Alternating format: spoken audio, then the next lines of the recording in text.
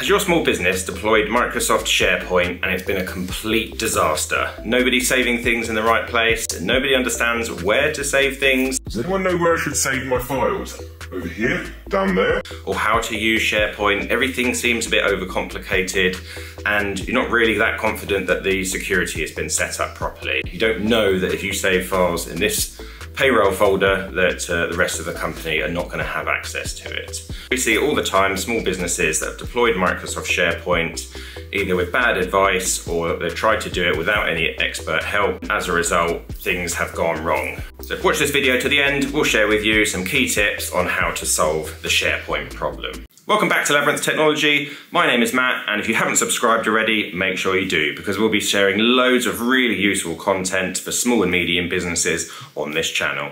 So one of the things you're going to be asking yourself at this point is, do I need to start again with my SharePoint project, or can we work with what we've got? Well, that's really going to depend on the level of problems you've got and how significantly you may need to restructure or change things. Sometimes it's just a case of a bit of tidying up, a bit of training, a bit of talking to different department heads or other stakeholders.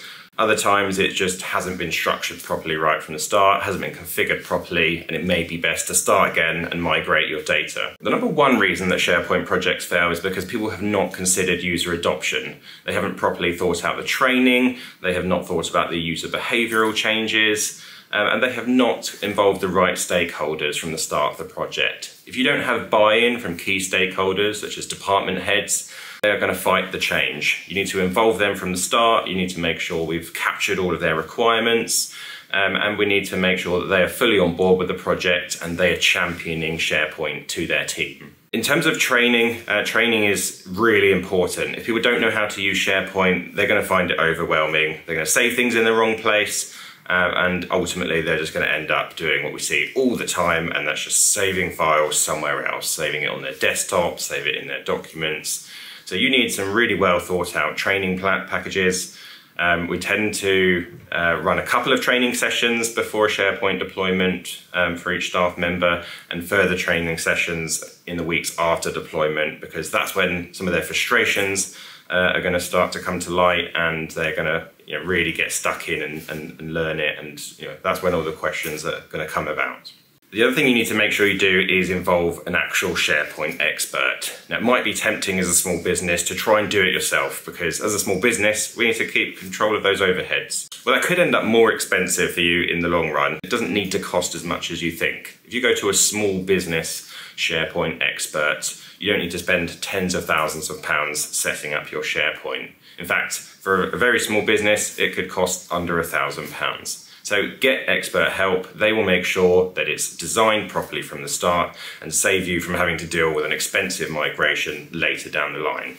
That's particularly important when it comes to permissions. If you want your permissions to be easily manageable, transparent, easy to audit, and you need to have confidence that the lockdown folders in your SharePoint environment or the lockdown sites are only accessible to the people that need access, you need to make sure it's been set up properly by an expert, and ideally being managed properly by an expert. The other thing we would recommend is keeping it simple. Don't try and do everything at once. Start with the basics, start with the fundamentals, and then build up your SharePoint over time. If you try and add too much functionality into your SharePoint environment, your end users are going to find it overwhelming. The final piece of advice we'd give you is to treat your SharePoint as an ongoing project. You need to keep it under constant review. You need to decide who your site owners are, who's going to be responsible for updating content on those sites, and you need to make sure that your users are using SharePoint as they should, filing things in the correct place. Part of that responsibility is going to be department heads. They need to be your SharePoint champions. That's why you need to involve them from the start of the project to make sure they're fully on board, to make sure we have captured those requirements, and to make sure that they understand what has been set up. If you would like to book in a free consultation with me to review your SharePoint or IT infrastructure, please do not hesitate to get in touch. There's absolutely no obligation to purchase any services from us after that consultation. Thanks for watching, and don't forget to subscribe. If you've got any questions, please don't hesitate to comment below and we will respond to every single one of them. Thanks for watching.